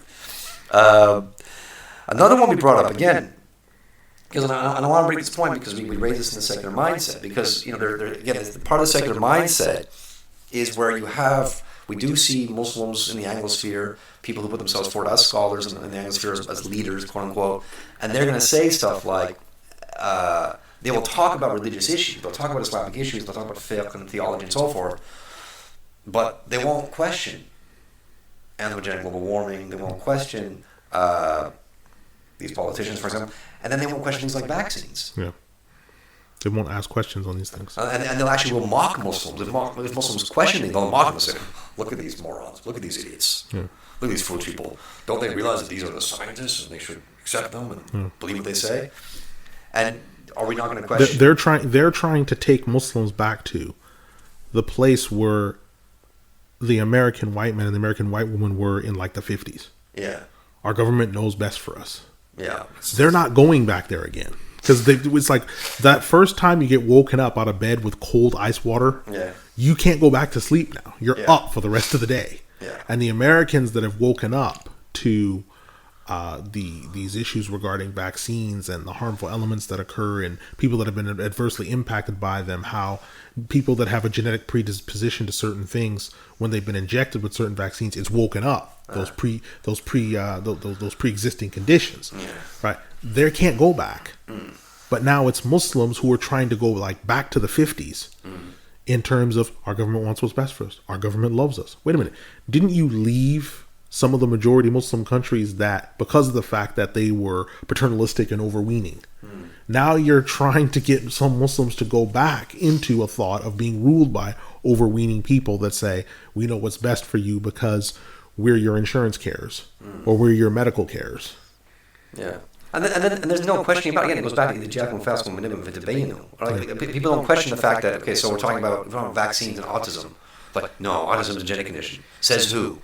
Well, there have been scientific research done, and there have been scientific conferences, and they've drawn this conclusion. Okay, now who funded this research? Who organized research? Like, could it be that these scientists are being funded by the same corporations that produce these vaccines? Yeah. No, it was the FDA. Okay, who's at the FDA? Yeah. Do you know there's a revolving door between the FDA and Monsanto, pharmaceutical companies, and GlaxoSmithKline and Merck and so forth? Are you Pfizer? Are you aware of this? Yeah. Are you aware that there may be people who have, say, they're predisposed to certain abnormalities or things that could lead to autism, and then by the ingestion of or the injection of arsenic or certain other things that it wakes those up. It's like sort of turning on switches in a building. You've sort of turned on those buttons. You've pressed those buttons or you flick those switches, and now they start exhibiting those signs, which they probably for the rest of their life would not have exhibited. Could have been dormant. Yeah, they're just dormant, right? It's the same thing for people, who are predisposed to alcoholism, right? Then they become exposed to alcohol. Yeah. Right. They might have been fine if it was just beer, but they get exposed to say something like rum or gin or brandy, and then they become full blown alcoholics. Because I had a situation like that myself, just my own asthma. I remember this for me because like there's asthma in my family, And my asthma was dormant for a long, long time. And then one day I was living in Nottingham, I cut the grass. Yeah. And out it came. And I struggled for a long, long time with it. And I had to look at my diet, look into... That grass is your enemy. Yeah, look at other just basic habits, like what do I need to cut off. I spoke to my dad that night. He's like, oh my God, that is the worst thing. The worst thing you can do as an asthmatic is to cut the grass. You took a loaded gun and pointed at your chest and pulled the trigger. He may have just drunk some arsenic straight up. I mean, it's like, what have you done? So, again, but it's the, like you're saying, this willful just acceptance of anything the government and the corporations tell you. And people don't even question the fact, like, because I think I tried to share this with some Muslims I know, of how, like, the vaccine schedules have changed. So, like, if you were looking at the U.S. vaccine schedule from the 80s, it's maybe, like, 5 to 10 vaccines. And then you look nowadays, now we're talking, like, 30, 40 or something. Like, does that not... Yeah, and they're becoming more aggressive as well. Yeah. About you doing them. They're becoming, like, more aggressive and forceful. Yeah, like now they've gotten to the point to where, at least on the West Coast, I can say for a surety, where you cannot go to school if you don't have them. Yeah. They will not let you go to school. Yeah. So part of your registration form is stapled to your registration form. You need to have your vaccine schedule stapled. And all the places, there's a series of boxes with the signature of your doctor that needs to be there. That's the proof that you've had those vaccines done. Yeah. Otherwise, you cannot attend school. Yeah. And they do this, the same thing in this country. They try to... like, if you go to the doctor for like in this country, a regular checkup, I've had this a few times, because they know I'm an asthmatic, and they'll say, like, oh, Mr. Locke, you're due for your flu shot. I'm like, I'm not coming. Yeah. And if you're old and you go by yourself, they especially gang up on you. Yeah. Sometimes they just say, it won't take us but a second, we'll just administer it. Yeah. So I know a Muslim brother, he goes with his dad, and he has to be, he said, he's a, Brother Saeed, he's a very calm brother, but he has to be forceful. Yeah. And say, no, I said no. He has to be, and he knows if I'm not there, they would just force it on my dad. Yeah. That's absolutely terrible. And I know Muslim brothers who've gone to that thing where they've actually had the flu shot, and then ever since they've had like some sort of niggling cough or some sort of problem that's will not start go getting away. The flu like every season. Why are you getting the flu every season you've had the flu jab? Well, you don't have the most updated one. Okay, I get the updated one, but I still get the flu. Why? Yeah. And then I remember I read about it. I remember one time where that's when I was living in this country, and some doctor in Nottingham was trying to tell me to have a flu shot, and my first reaction was not to be keen on it. And then I came to Bradford to teach an Arabic class, and then during a break I popped across the road. I was teaching, I think it was the Bradford University, and just a summer course in Arabic. And I popped across the road just to get something, like a drink or coffee or something like that. And then there was like a headline newspaper, I think it was like the Express, the Daily Mail or something, and it was actually the guy who invented the flu vaccine who had been interviewed. Right. And he was saying, don't take it. And do not ingest this product. He said there's absolutely no guarantee that it will protect from the flu. And he said the fundamental problem with it is that whenever flu vaccine, if you're taking a flu vaccine for the year 2019, so let's say we're coming up into fall 2019, you take the flu vaccine for 2019. The flu vaccine for 2019 is based on what the flu was like in 2018. So it's based on last year's... Backdated. Yeah, it's based on last year's flu. And it's just it's complete conjecture. It's complete conjecture. It's like what Firas was saying. You're assuming that the future will act like the past. Yeah. And people take it so seriously, like, I have to do this. If I don't do it, my children will be in danger. And people think that, if they don't do it, they're being negligent towards their children. The doctors try to make you feel that way. Yeah. Right? I mean, I've heard, what I've been gathered is that in Scotland... Yeah, because if you're irresponsible. Yeah. In Scotland, they give you more leeway. They respect your choice. If you say, as a mother, as a parent, I do not want my children to be vaccinated, okay, that's your choice. If you've done your research, we respect that. But I know of people in England who've tried to do that. They're allowed to do it, but the doctor might say, okay, we'll have to put your name on a register. We'll have to report you because you're being negligent or you're being reckless, and so on and so forth. It's absolutely despicable. Yeah, even if you look at the case, there was an outbreak in Sherwood in Nottingham, England. And the outbreak that happened in Sherwood encompassed Hayden Road and a few other roads. And those are areas that are heavily vaccinated. Yeah, exactly. So what are they doing getting mumps? Yeah. And you've all had the vaccine for mumps. The MMR, yeah. Yeah, what are you doing getting mumps? Yeah. See, these are things that should get you as a Muslim to start asking questions. Yeah, especially as a Muslim. Yeah, because I remember it was Mike Adams on the Natural News website. He made this point where, because one of the things they do in the United States, I haven't seen it so much here, but in the United States, that they'll say to, so let's say you're a parent and your kid is not vaccinated, and you want to send your kid to school. They'll say, wait a second, if your kid is not vaccinated, and we let him go to school, he's going to be a threat to all the kids who are vaccinated. Yeah. Like, how? Yeah. If they're vaccinated, they're immunized, how's he a threat? He's actually in danger from them because of viral shedding. Because people that have been vaccinated sometimes become it's what some of them call they're live with a virus. Yeah. And there's periods of the year and periods of time where that virus becomes live and they can impact other people. And that's why the Yanomamo, when they've been exposed to different people or certain tribes like the Yanomamo in Venezuela and other tribes, they've tried to keep people from industrialized nations away from them. Yeah. Because they said it's not that they're a danger to you or they're going to do something, but you have what's known as viral shedding. Yeah. These people, they don't take immunizations or whatever else, so you have viral shedding. So you're literally carrying smallpox. Yeah. So if they come into contact with you, you're going to give them smallpox, chickenpox, mumps, measles, rubella, polio. You're going to give them all these diseases because they don't virally shed. Yeah. They don't have viral shedding. You do. You know, the North Sentinelese people, the smartest thing they've been is hostile to the outside world. Yeah. And it's protected them because their cousins, the Ijewa, they've been almost wiped out by smallpox, all this other thing, making connections with the outside world. It's the people ask. I mean, this kind of idea that if we don't have these vaccines, or if we don't have these hospitals, we don't have these doctors, the whole modern medicine package, we don't have this, how we live as a species. Like, well, how did we got here? Yeah. Like, how do people live before the medical establishment was here? Because people treat you, if you have questions about this, they act like you're questioning medicine altogether. No, we built 70 hospitals in Baghdad. We don't question medicine. We're questioning the framework of the medical establishment as it exists in the United Kingdom, the United States, and other industrialized countries. That's where our questions lie. We have no issue with actual things that have proven to be medically efficacious. We don't have any argument with that. We know good and well that if someone suffered a head injury, we need to use the proper bandaging and things like this. If there's a wound, we apply pressure, we wrap it. These are all things, applying a tourniquet, how to administer CPR, the Heimlich maneuver from the 1950s that came out. We are not in dispute about that. The issue is industrializing medicine.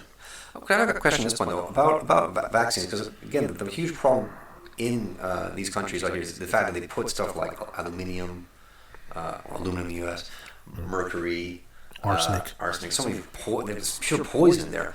But what about the actual the principle of immunization? The principle of immunization, if you look at protecting people from a virus by giving them the antidote or things like this, you can find this in the Ottoman period. People using, say, giving people the antivenom, protecting them from possible snake bites when they enter into an area. You can find that from the Ottoman period. But it wasn't made compulsory. And it was in certain circumstances, and it wasn't always given to everyone. So they'd take someone's blood so let's say you have someone who is ill, and they would try to find their closest family member with the same blood type. They would take that, mix that with the antivenom or what's going to be the cure, and then inject the person. Yeah, there's proof of that. You have no problem. There's evidence for that from the Ottoman period. Bahuti's got rulings on it. There's proof of that. But standardized, enforced immunizations with industrialized chemicals that are being created by companies that you have to write a letter to get an unabridged ingredients list. And your doctor won't tell you what's in the insert. Sometimes they won't give you the insert. No, that is something we have a right to question. When you're asking, wait a minute, you want to give me the flu jab. Have you read what's in the insert? No. Do you have an ingredients list? No, you have to write and get that. Wait a minute, you don't know what it is and you put it in your body? Yeah. You don't do that when you buy a car. You want to, okay, what's the APR? You take it for a drive. Yeah. How often do we service it? But isn't that a basic fiqh principle? You don't put anything in your body, you don't know what it is? Yeah, you have to ask questions about this stuff because you're like, well, all of us recognize when something's flesh, with cooked flesh. Like, okay, what is that? Is that pork? Is it rabbit? Is it human flesh? I need to know what it is before I consume it. Yeah. Wait a minute, hold on. That's green. It looks like a vegetable. But is it a vegetable? Right? Well, yes, it is a vegetable. Is it poisonous, though? Is it poison ivy? Yeah, some vegetables are poison. Is that poison oak? If I eat that, what happens to me? What is that? That's green. It looks like a chili. Well, it is. Is it a habanero? Is it a jalapeno? Some of those will kill you. So what is that? I need to know. That's red. Okay, wait a minute, hold on. It's red. Normally when stuff's red, it's either poisonous or it's sweet. What is that? It's a bell pepper. Oh, okay. Bell pepper. All right, so it's important to understand what these things are that are going into you, what you're putting inside of yourself. And by asking questions about that, it doesn't mean that you're somehow anti-science or you're a Luddite and that you despise medicine and, you want to live by cauldrons and mixing elixirs in your basement and wearing a pointed hat. Or you got some guy at home with a bone in his nose and body pain. Yeah. He's the guy you refer to. Yeah, so it doesn't mean that. It just means that I have questions about this. I have a right to ask questions about this. Until I'm sure about this, I'm not going to proceed. Yeah. And that's all that is. It's nothing more than that. Yeah, and but again, that's why Muslims, especially when we live in these countries, you have to be street smart. You can't just believe what corporations and banks and politicians, what they tell you. You can't just, okay, they said it, that's it. The thing that's the weird part about that, before we move on, the real weird part about that is there's a segment of Muslims that religiously and vigorously, to the point of fanaticism, read food labels. Yeah. But they don't check the inserts for the actual vaccine. They're fanatical about what's, oh my God, that's got E numbers. Oh my God, that's cocknail beetle nut extract. Uh-oh. Yeah.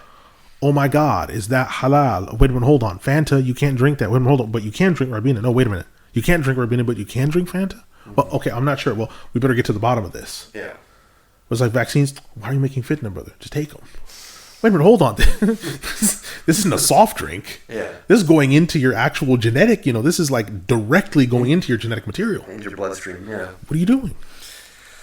So yes, it's something that we all need to learn here to be a bit more street smart, I would say. Yes. Okay, so as a part 3 here, so we have the existence of the creation's contingent. So this is something we've discussed before. And again, it's why the whole scientific edifice in the West is a problem. Because, again, nothing holds intrinsic qualities. This is something that Allah makes clear in the Quran, in Surah Al-Anbiya, 21st chapter, verse 69, when Ibrahim alayhi salam is thrown into the fire by the idolaters. And Allah says that we told the fire to be cool and peaceful, Right. which shows that fire does not intrinsically burn. Fire only burns by Allah's will. Yeah. And I remember Imam Shatti was just here at that point. He said that we said baradan. Allah says baradan, like to be cool, but we also said peaceful, because it could have been cold and burned him. Yes. So fire doesn't have to be inherently hot. Fire doesn't have to inherently burn. Because dry ice can burn you. Yeah. But dry ice can leave 3rd-degree burns. So something can be cold and burn you. It can be hot and burn you. Yeah. So these are really important things to bear in mind, because again, a lot of the Western materialist idea, this secular idea, is that these things are intrinsic. Yeah. The fire intrinsically burns, and water intrinsically quenches your thirst. There are laws that never change.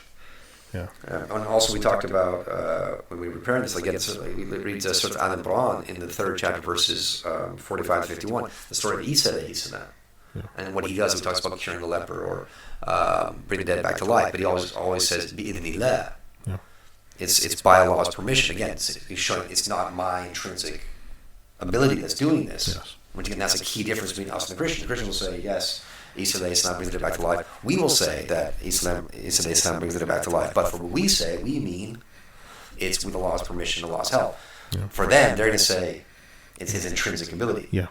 And these are evidences of his Godhead and so on and so forth. Right. Which that's a whole other discussion, but again, that falls apart when we talk about the miracles of Musa alayhi salam, the miracles of Yesa alayhi salam, and so on and so forth. So, and then we get this point, again, could be repeating ourselves again, but it is important, the fact that Allah is wajib al-wujud. Yes. Allah exists by necessity. Everything else is mumkin al-wujud. Everything else exists by simply because it's possible, it's contingent. I think maybe at this point, again, to raise the point, because people get confused again about this concept of like wahdat al-wujud. Yeah. Yeah. One of the problems with that is that wahdatul wujud, if we strip down this word and then we reinsert it. So we'll talk about what it's referring to first, and then we'll reinsert it. Because again, this is an age where people fight about words, but they don't know meanings of things. Yeah. So we'll strip the word away first. Firstly is, as we know, Allah subhanahu wa ta'ala is the only truly existent.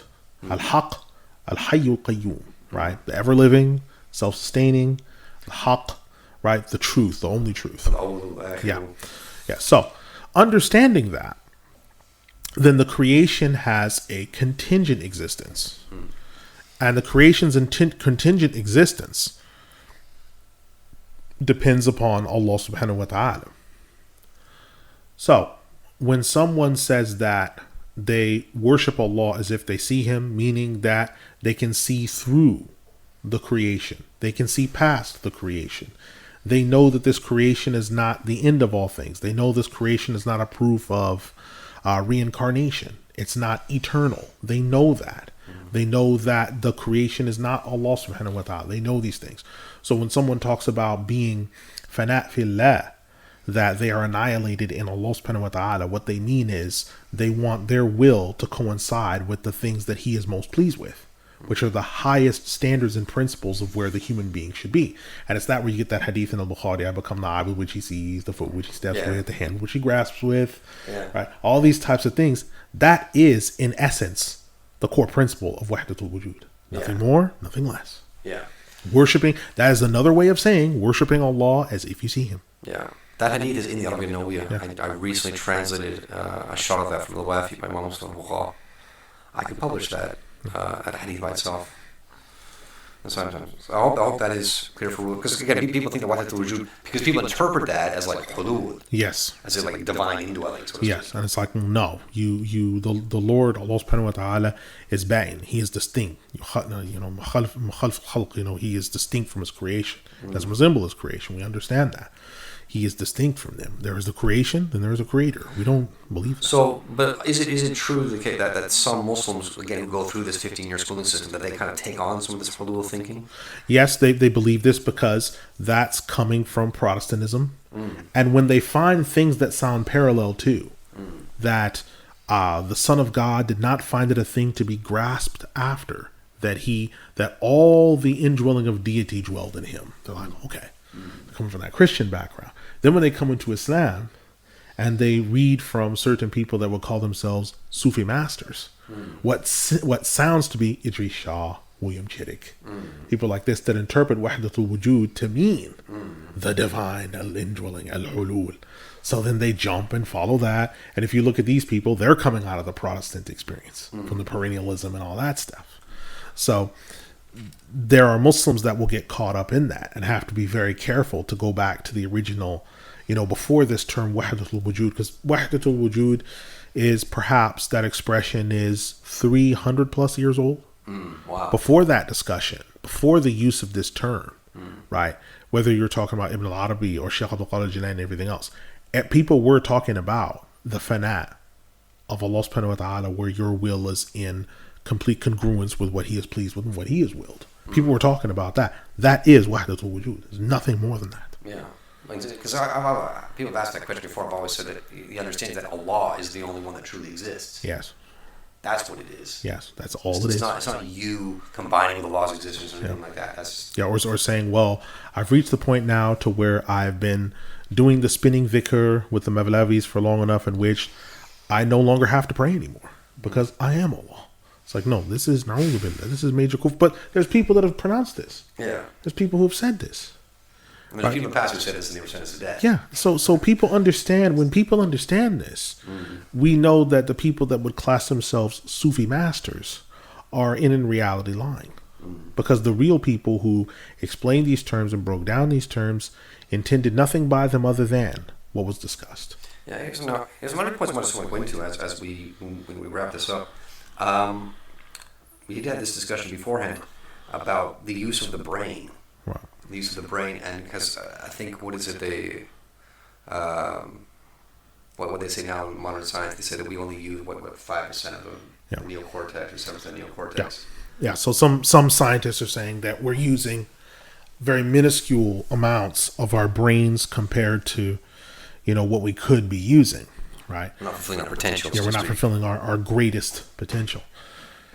And so that led to a discussion that we had, I believe it was yesterday morning or the morning before that. Yeah. And it's a statement. It's not for definite. I'm not making a declaration on it. But when you look at prophets, alayhimus salatu wassalam, you can see that they are the highest levels.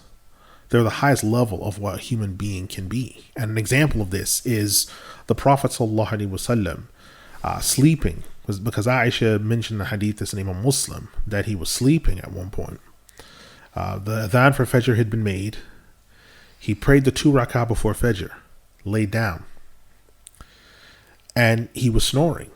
And Bilal comes, wakes him up. He gets up, prays Fajr without renewing his wudu. Now we're all clear in all 4 of the madhabs that laying down and sleeping, especially if you're snoring, you're sleeping, that's a nullifier of your wudu. Yeah, because he's just like you lost your consciousness. Yeah, he's in a state of he's in a state of loss of consciousness. So Aisha asked the Rasul alayhi salatu wasalam about this, to which he said, we prophets, our heart is awake, but our eyes do not sleep.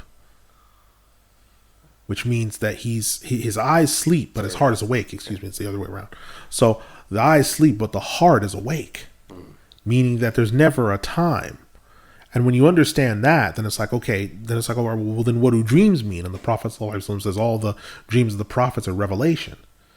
So then we're negating like REM sleep. So the prophets aren't in need of like REM sleep. They're not in need of that. They're not in need of, so they don't fully sleep like how you and I do.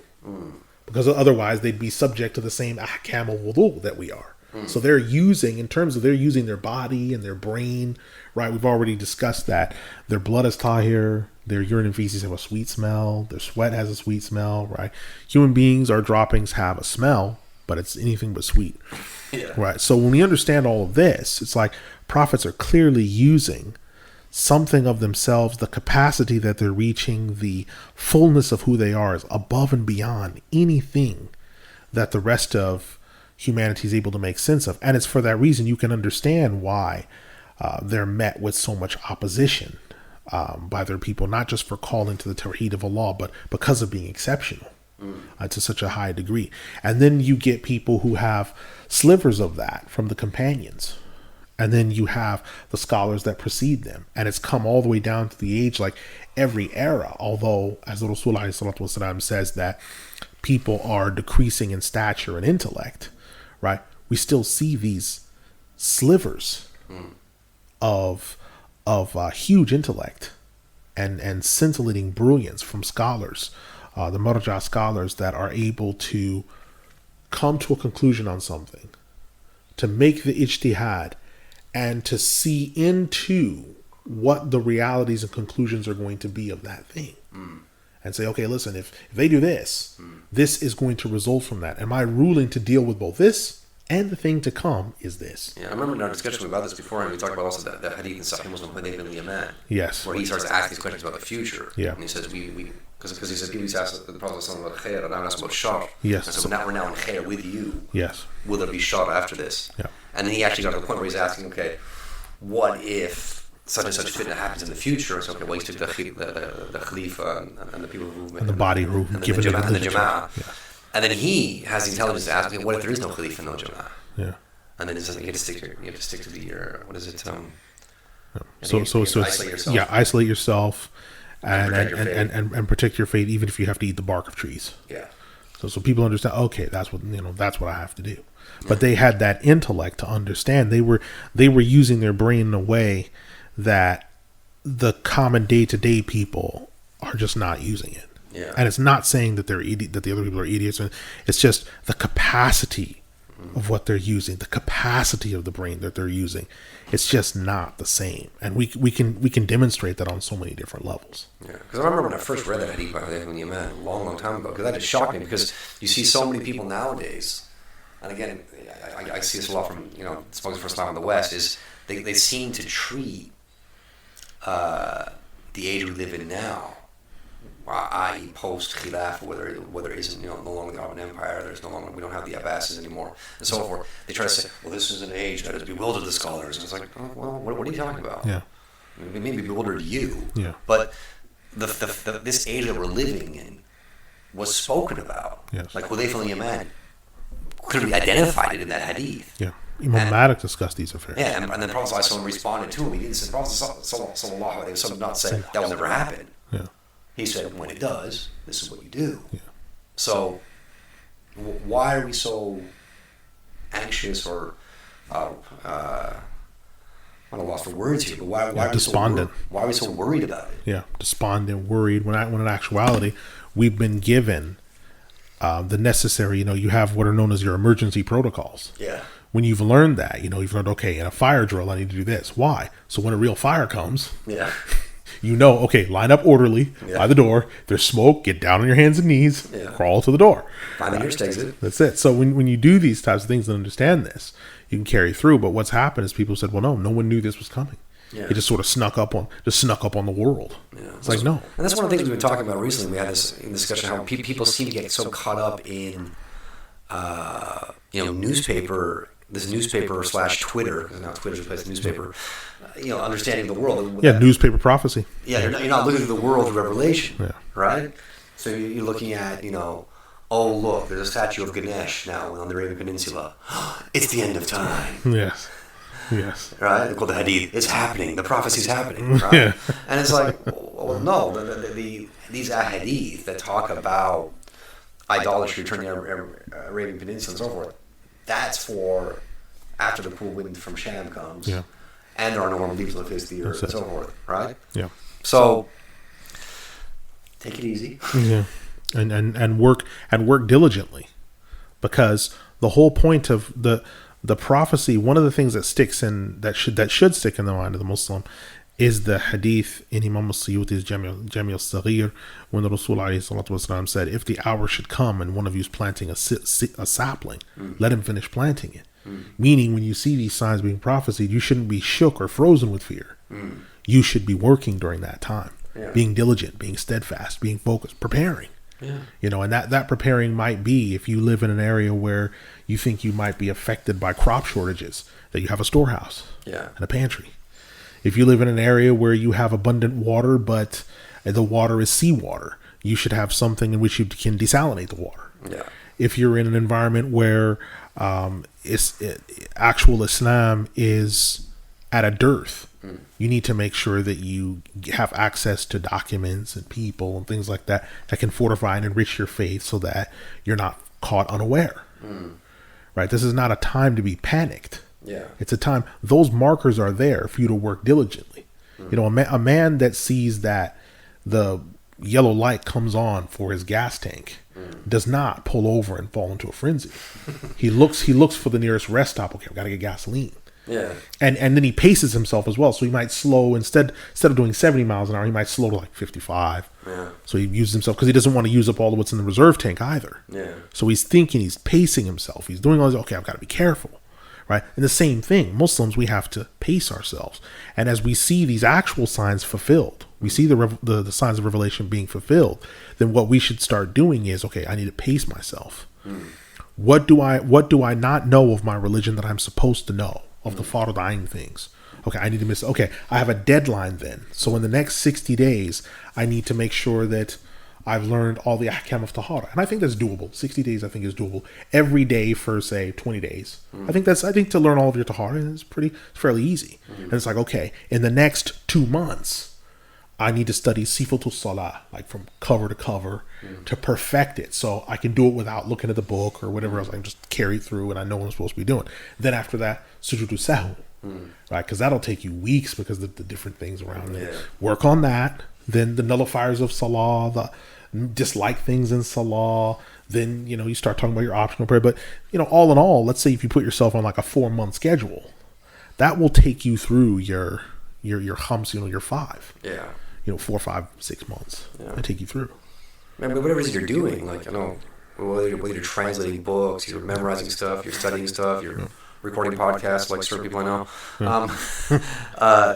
just carry on. Yeah. I mean, I find myself, I do see this common find a lot of Anglosphere Muslims to get into this end of time stuff and then constantly refer to the latest and that. Oh, have you heard what's happening now? Have you heard what's happening now? That's just thunder in the background. No one's falling or anything. Yeah. Just thunder. Have you heard? And I turn away from it. I just don't get involved because it does lead to like people getting despondent, thinking like, oh no, this means that this is all going to end and we're going to have to flee to the hills. It's or too late for me. Society's over. I was like, no, you carry on with what you have to do. Yeah. Right? So if there is munkar happening around you, like, oh, there's going to be, rock concerts in this place, there's going to be fitna in this place. Okay, well, do you have to participate? Yeah. Do you have to go? Do you need to be there? Yeah. Can you not find alternatives where you can be, in which you will not be affected by those things, in which you can be around, because every community has a salihin. Can you not find someone to be around among the salihin that you can say, okay, we've been able to insulate ourselves from the greater part of this fitna? Can you not do that? Yeah. Now here's another interesting point again as we wrap up. I promise we are wrapping up. This is quite long, but this is another thing that came up as interesting discussion between Joe Rogan and Firas Zahabi. This question of when someone dies, is the world the same or the universe the same? Yeah. I mean, we were discussing this again in one of the early morning discussions we were having, and we were like, well, no, there are changes that occur. And one example was, in Imam Suyuti's collections mentioned that when Umar radiallahu anhu died, that half of the knowledge of the practice of Islam, its implementation, died with him, right? And that's a visible change in the universe.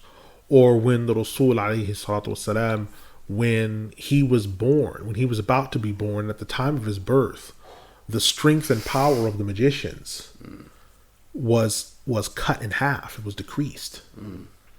So it's like, there are changes then in the universe around us that happen because of people. Because there's certain things that are in place and certain signs that Allah subhanahu wa ta'ala wants you to see. Like one of the colonnades in the Persian fire worshipper temple fell down. Things like this. These are all proofs of things that we recognize. So there's no doubt about that the creation does change at the death of prophets, and also some of the companions and people like this. There are noticeable changes that occur, or spontaneous rainfall, right? Or extreme heat, like at the time of the death of Abu Umar al-Maqdisi, there was heat, but then there was like a cloud that went over them and shielded them. So there are changes that happen in creation because of the death of the nobles and righteous of the Ummah. Okay, so I think we're going to come into some of these closing remarks. Again, this is another issue, and I did raise this in a previous podcast and blog post called Epistemology in the Nature of Reality, which was based on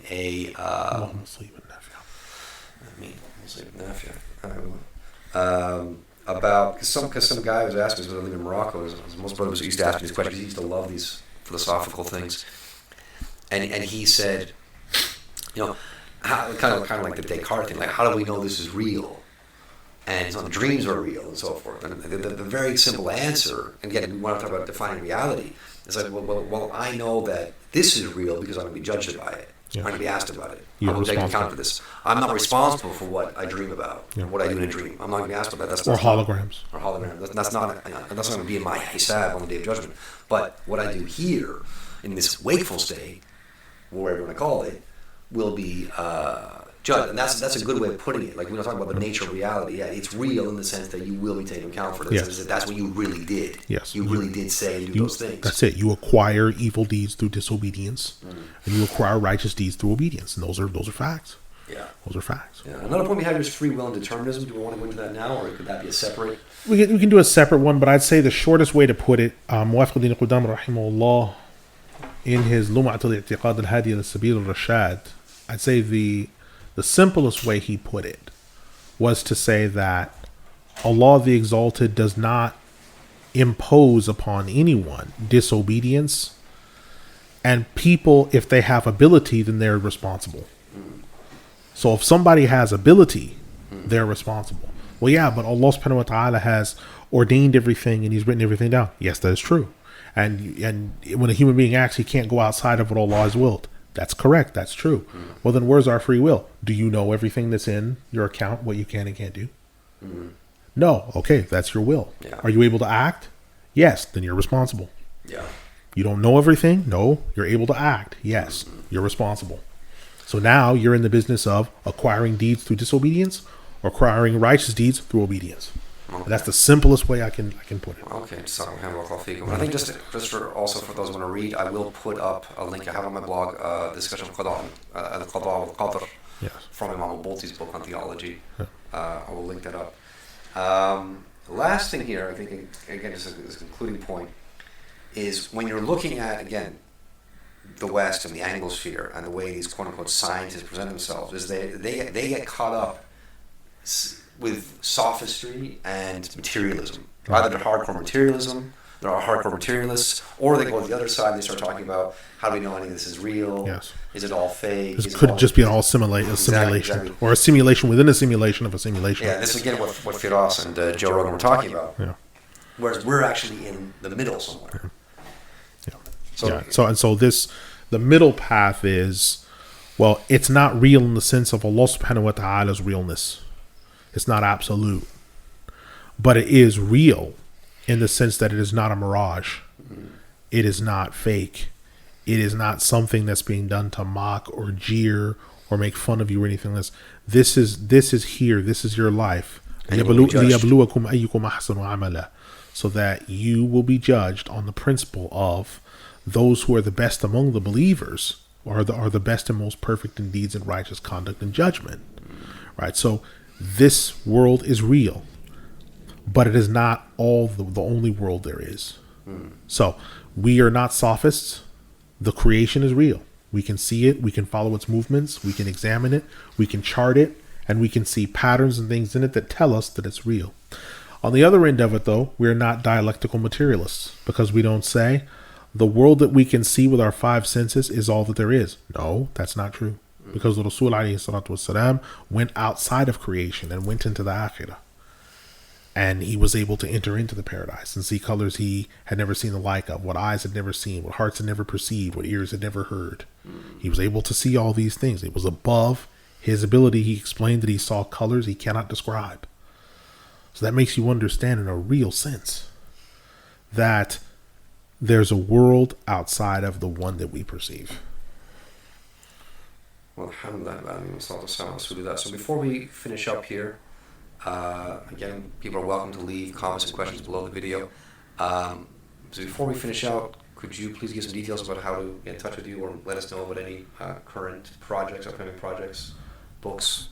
Okay, alhamdulillah. While the thunder and lightning continues outside, we're in the process of a few things. Imam Abu al-Maqdisi, The Life and Times, that text is on its final release soon, inshallah. We just had to correct a few typographical errors, and so those are almost complete for its release.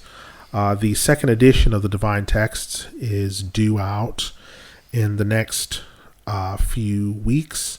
The second edition of the Divine Lightning is due out in the next few months. The Three Creeds text that we'd had, the Creed and Way of Muslim Orthodoxy, that's due in the next few weeks. And then also Imam Abdul Ghani ibn Abdul Wahid al-Maqdisi, his al-Iqtisad fi al-I'tiqad, which we did a number of Ramadans ago, that's due out in the next few weeks as well. So we have a number of projects that okay, and listeners can refer to the Georgie's blog. That's correct. For regular updates on these things. That's right. And would you like to tell us more about the Marifah website going back? Okay, after the rather vicious Salafi attack using phishing technology on our site, we had to go through a whole process of rebuilding the Marifah website, which we are proudly doing, alhamdulillah, and it has protections on it that the other site did not have. And inshallah, it will be better, bigger and better than the previous site was. It will have more functionality, still easy to use and easy to navigate like the last website. And inshallah, it will be more beautiful. It will be more used. It will have more rulings, more things. It will be linked to another series of lectures and things that we have on a YouTube channel known as Miraf TV, in which these are the lectures of the Maraji and their rulings where they're actually speaking, and we've translated them, and we're using the closed captioning for our translation software, inshallah, in order to put that out. So people that speak English and also might be hearing impaired may also be able to benefit from these lectures that are in Arabic that they might not normally be able to access. Okay, and just from my part, just to give this a reminder, the big step, How to Start Islam in the Anglosphere, that is now available in ebook format. I managed to publish that last week. That is available. I will post a link below. It's about half the price of the paperback edition. So that's available. Another recent release is, or a new release, I should say, is The Great Event Has Occurred by Imam Muhammad Ta'wil on usury. That book is available. I'll put the link below. And I've got 2 more books, or I should say 4 books in the pipeline. There's 2 that I'm in control of that I hope to release in the next couple of weeks. One is by another book by Imam Muhammad Ta'wil of Morocco called La Dhukuriyya fil Fiqh. Literally translates as no masculinity in fiqh, or saying fiqh is not, or Islamic law is not misogynistic, which covered a lot of topics dealing with sisters and women's rank in the religion. That will be available very soon. I have another book called The Wonders of Waqf, which is a snippet. It's an appendix from a book I did on Waqf about 5 years ago. It's a shorter book. That will be available very soon, inshallah. And we're also waiting for Sharh al-Sadr by Imam Suyuti, and we're waiting for a book called The Approach to Human Civilization in the Quran by Imam Muhammad Sayyidullah rahimahullah. That book, I will put a link below because I've written an article on it. It does actually tie into a lot of what we talked about today about the Muslim understanding of civilization and also the Western understanding of civilization. So that book will be coming out soon. I hope within the next couple months or so. And with Allah alone is ever success. Alhamdulillah, ba'alamin, wa salatu wa salam ala rasulillah. Assalamu alaikum wa rahmatullahi wa barakatuh. Wa alaikum assalam wa rahmatullahi wa barakatuh.